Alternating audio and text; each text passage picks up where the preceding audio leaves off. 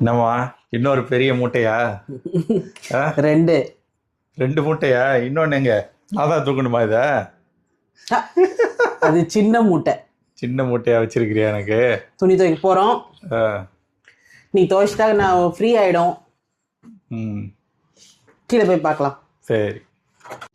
ஊருக்கு வந்து துணி துவைக்கிறதே ஒரு பெரிய வேலையாயிடுச்சு. இதோட இது 3ஆவது தடவை துவைக்கிறோம். ஹோட்டலுக்கு பக்கத்திலே இருக்க துணி துவைக்கிறது நம்மளுக்கு கொஞ்சம் கன்வீனியன்ட்டா இருக்குல்ல?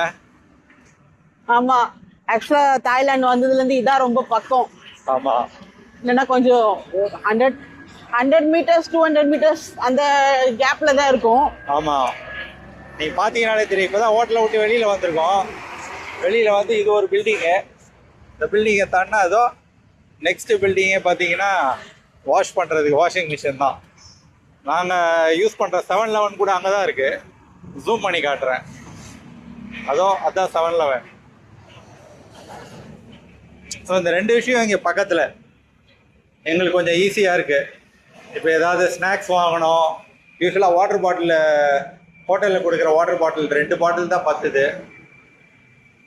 எங்களுக்கு எக்ஸ்ட்ரா 2 பாட்டில் தேவைப்படுது. அதெல்லாம் இங்கே தான் போய் வாங்கியிருக்கோம். ஆத்தி பெரிய இதில் போடுமா, 20 kg போட்டுரு. அதில் போட்டு கரெக்டாக இருக்கும், நல்லா துவைச்சிரும். ட்ரையர் 20 kg இருக்குன்னு தான் நினைக்கிறேன்.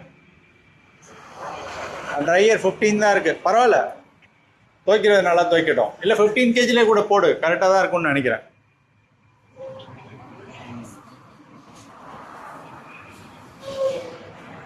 சரி இரு வரேன், நான் முதல்ல சேஞ்சு மாற்றிக்கலாம். இந்த ஷாப்பில் பார்த்தீங்கன்னா டிட்டர்ஜென்ட் இல்லை, இங்கே ஆட்டோமேட்டிக் டிட்டர்ஜென்ட் இது இருக்குது. ஆனால் மிஷின் ப்ரோக்கனா. ஸோ நாங்கள் டிட்டர்ஜென்ட் எடுத்துகிட்டு வரல. எதுலேயே அது 7-Eleven ஷாப் இருக்கிறதுனால ஆர்த்தி அமிச்சிட்டேன் போய் வாங்கிட்டு வர்றதுக்கு. ஏன்னா நான் ஏதாவது வாங்கிட்டு வந்து ஆர்த்தி ஏதாவது சொல்லுவா மாற்றி வாங்கிட்டேன்ட்டு. அவளையே போக சொல்லிட்டேன். கிராஸ் பண்ணிட்டு இருக்கிறான். வரட்டும், வாங்கிட்டு வரட்டும், ஏதாவது பேச முடியும். தாய்லாண்டில் சக்ஸஸ்ஃபுல்லாக ஒரு 20 days ஓட்டியாச்சு. இந்த ஊரில் பெரிய பிரச்சனையே வந்து சாப்பாடு தான். வெஜிடேரியனுக்கெலாம் ரொம்ப கஷ்டம். ஏன்னா ஒன்றுமே இல்லை. ஏன்னா நம்மளாம் ரெகுலராக காலையில் எழுந்துச்சி டிஃபன் இட்லி தோசைலாம் சாப்பிட்டுட்டு இந்த ஊரில் அதை மாதிரி கண்ணுக்கு எதுவுமே தென்படல. நம்ம ஊரில் இருக்க மாதிரி A to B சங்கீதா இது மாதிரி ரெஸ்டாரண்ட்டில் இருந்தாலே நம்மளுக்கு கொஞ்சம் கன்வீனியண்ட்டாக இருக்கும்னு நினைக்கிறேன். ஆனால் ரேட்டு ரொம்ப அதிகம் தான். இப்போ எங்களுக்கெல்லாம் ஒரு மீலுக்கு வந்து ஈஸியாக $500 ஆகுது, ஒருத்தருக்கு $250. ஸோ அதனால் மார்னிங் இங்கே பஃபே சாப்பிட்றோம். ஏன்னா பஃபே அதே காசு தான் வருது. பஃபேல எல்லாமே கவர் பண்ணிவிடுவாங்க. ஸோ மார்னிங் நான் முடிஞ்ச வரைக்கும் நல்லா ஃபில்லிங்காக சாப்பிட்றது. அதுக்கப்புறம் ஆஃப்டர்நூனும் டின்னரும் முடிஞ்ச வரைக்கும் நாங்கள் பர்கர் பீஸா அப்படியே இது பண்ணிட்டோம். ஆனால் ஆர்த்திக்கு அந்த ப்ரெட் ஐட்டம்லாம் இன்ட்ரெஸ்ட் இல்லை. அதனால் ஒரு மீலாவது இந்தியன் மீல்ஸ் வந்து போட்டுருவோம். இவனுங்க இந்தியன் மீலும் என்ன பண்ணுறாங்கன்னா மோஸ்ட்லி நார்த் இந்தியன் தான் ஹோட்டல் வச்சுருக்கிறானுங்க. இவனுங்க பண்ணுற நல்ல ஐட்டம் பார்த்தீங்கன்னா பட்டர் சிக்கன்.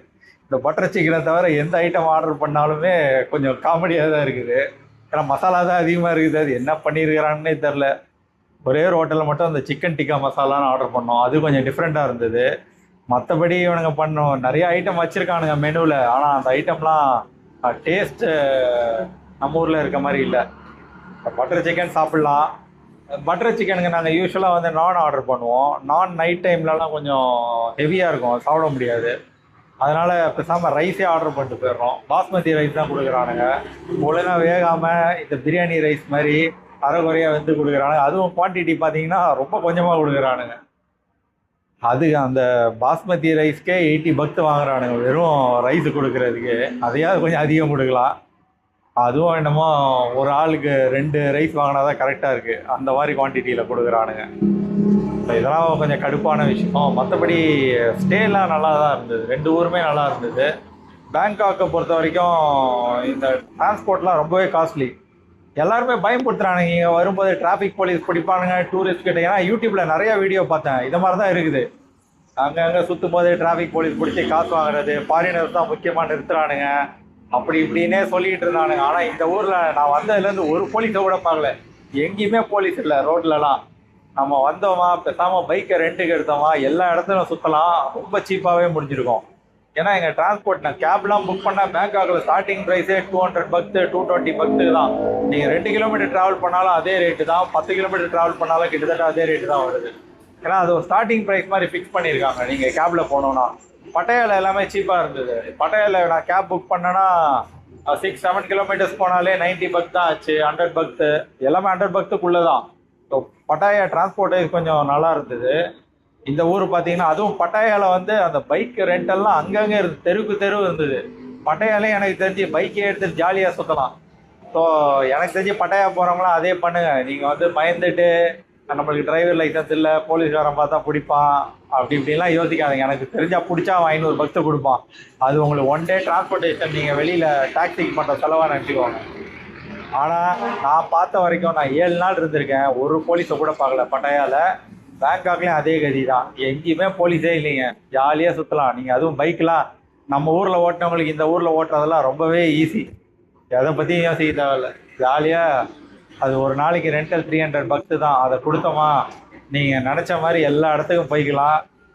பைக்கில் சுற்றுறது போய் கட்டி ஆர்த்தி வந்துட்டா எனக்கு தெரிஞ்சு வாங்கிட்டான்னு நினைக்கிறேன். என்னமா கிடைச்சதா? வாங்கிட்டேன். இன்னைக்கு டிட்டர்ஜென்ட் பவுடர் தான் இன்னைக்கு ஃபுல்லா வச்சிருக்கிறோம், பெரிய பெரிய பேக் வச்சிருக்கிறோம். நம்மளுக்கு சின்ன பேக் போதும். வாஷர் இது இருந்தது, சாஃப்ட்னர் தான் இருந்தது, பரவாயில்லன்னு வாங்கிட்டு வந்துட்டேன். சரி ஓகேவா, ஸ்டார்ட் பண்ணுவோம். சேஞ்ச். ஓகே, நம்ம Aarthi last night in Thailand எப்படி இருந்தது ட்ரிப்பு? ட்ரிப்பு சூப்பராக இருந்தது.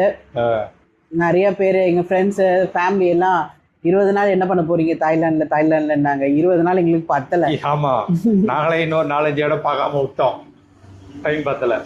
நான் முதல்ல ஊர் சுற்றி பார்க்கணுன்ற ஐடியா எங்களுக்கு இல்லை, ஏதோ ஒரு சில் ஒரு பிரேக் அவ்வளோதான். ஸோ அப்படி தான் நாங்கள் பிளான் பண்ணி வந்தோம். எங்கே போனாலும் ஒரு 2 வீக்ஸ் வச்சுப்போம். ஸோ தாய்லாண்டில் 20 டேஸ், ஃபஸ்ட் டைம் 20 டேஸ் இருந்திருக்கோம். ரொம்பவே நல்லா இருந்தது. இந்த ஹீட் மட்டும்தான், வெதர் மட்டும் கொஞ்சம் நம்மளுக்கு ஒரு க்ளவுடி வெதர் இருந்ததுன்னா இன்னுமே என்ஜாய் பண்ணியிருப்போம்.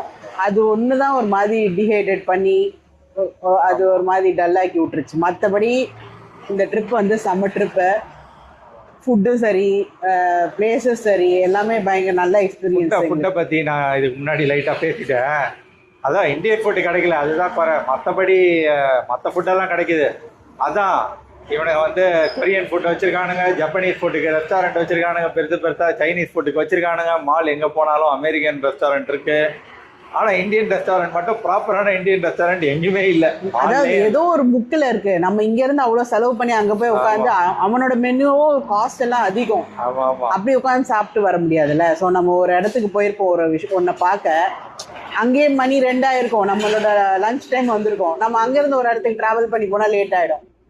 ஓகே, ஃபுட்டு படி எல்லாமே ஓகே, ஈட்டபிளாக தான் இருந்தது, எதுவுமே சாப்பிட முடியாமல் பண்ணியாச்சு. ஆமாம், கிரேவிங்ஸோ அந்த மாதிரிலாம் ஒன்றுமே இல்லை. ஸோ ட்ரிப்பு வந்து சூப்பராக போச்சு.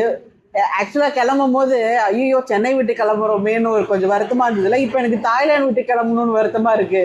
நாளைக்கு கிளம்புறோமோ அர்ஜுன்னு நான் காலையிலேருந்து ஒரு 10 தடவையாவது கேட்டிருப்பேன்.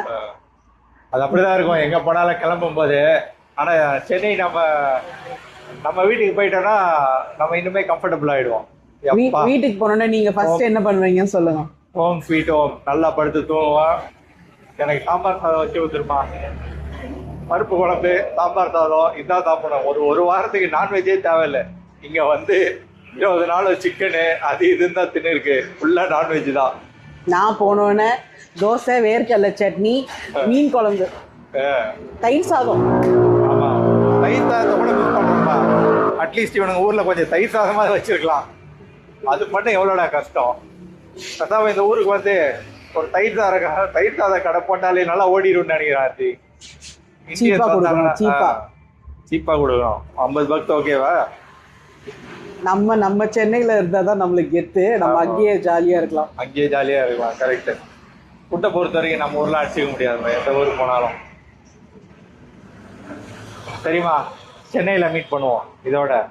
Okay, by.